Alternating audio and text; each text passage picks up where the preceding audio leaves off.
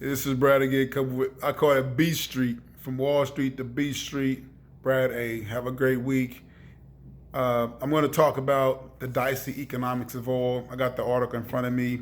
This one came out actually, it's my Saturday, Sunday, December 12th through 13th. And this particular article is dealing with the dicey economics of oil. If you're not paying attention, I want you to realize, I'm going to kick it off right here. The partner at Capital Group liquidated $1 billion in oil and gas stocks as COVID-19 spread around the globe in February. According to regulatory filings, Mr. Hernandez said he suspected that the expansion of the new coronavirus in Italy was about to crush global demand for gasoline, diesel, jet fuel, and with it, any near-term thesis for investing in oil companies. Texas' biggest industry is what? Oil and energy, right? I'm going somewhere with this. Be patient with me. For Mr. Hernandez, the future of fossil fuel investing depends on the virus and consumer behavior. This is going to be real quick. Two things. Oracle has now moved their corporate headquarters to Texas. Oracle deal with, I think, technology, more or less. Hewlett Packard just moved their corporate headquarters also here to Texas. They also deal with technology. If you're not paying attention, you notice Texas is slowly not de-investing, but we're not reinvesting, divesting ourselves from oil because of renewable energy. However, this article says here again, well, the headline caught my eye is the dicey economics of oil. And even before the pandemic, oil producers face threats from renewable energy, electric vehicles, and climate change. Is now the time for investors to strike or slip away? I'd say slip away. Again, you had, I think it was about 3 weeks ago, an article came out about Cadillac dealerships not wanting to switch over to, it was too expensive for them. This was in California. It was 150 dealerships, I think, throughout the nation. I'm not sure exactly where the majority of them were at. But these Cadillac dealerships did not want to switch over to electric cars because it was too expensive for them. As we understand, like the cost of switching over, all that costs money. They figured it's too expensive. We don't want to do that. We're going to get out of the business. So that forced the Cadillac and GM to buy those dealerships so they can turn them into what they want to turn them into. Again, we've had Oracle, we've had Hewlett Packard.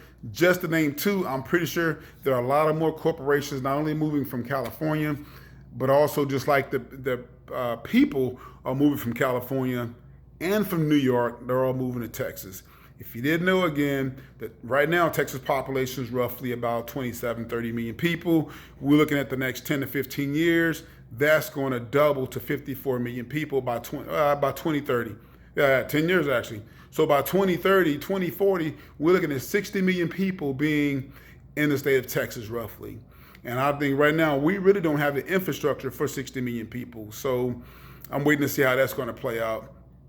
But if you think you have a hard time with crime now, in a lot of counties like Harris County or Dallas County or Harris County, Dallas counties, Travis County, Austin area, or Barrett County, it's only going to get worse. It's not going to get better from here because the more people equals more crime. And of course, you have those C-exec guys coming down. Yeah, they're making millions of dollars. They're not going to live in those cities. They're going to live in the suburb. They're going to live outside somewhere else. They might not even live in the city. They're going to live somewhere else probably and just do their stuff remotely. They won't even come here. But they got to hire the people, workers that make the hourly wages. They got to hire those people to do those jobs, which you're going to get that. You're going to get that. So they can't afford to live in those other areas. They're just the way, unfortunately, the caste system works in America, where if you don't have something, you have to take less, and you're going to get subjected to more crime, less safety, more police presence, but you still got more crime.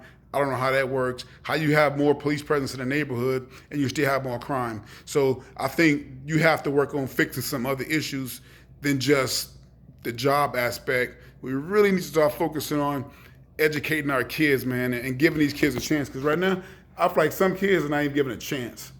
They're sitting in these schools or sitting at home now, and they don't feel like they're really wanted or needed. They're not given a chance. And some of them need to go out and make their chances.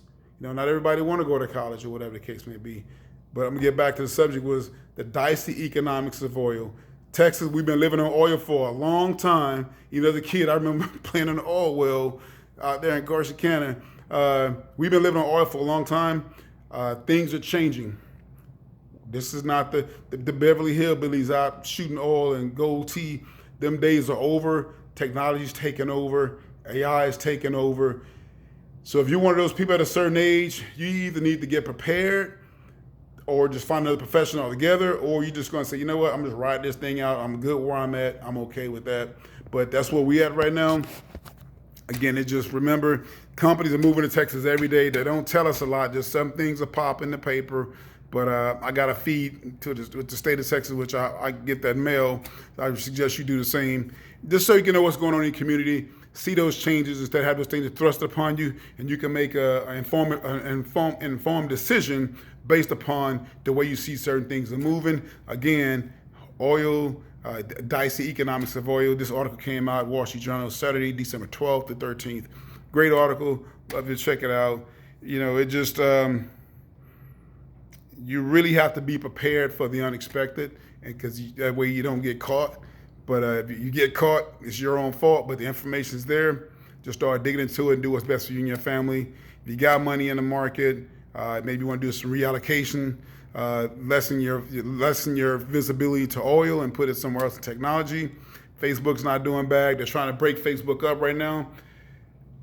That's some other stuff going on with the federal government again. That's what they do. Even though they probably helped them get started on Facebook and fund them a whole lot of money and grants, but they won't tell us that. Just like they did IBM and probably Texas Instruments as well. But anyway, hey, have a great day. I got to get out here, man. I got to get to the gym.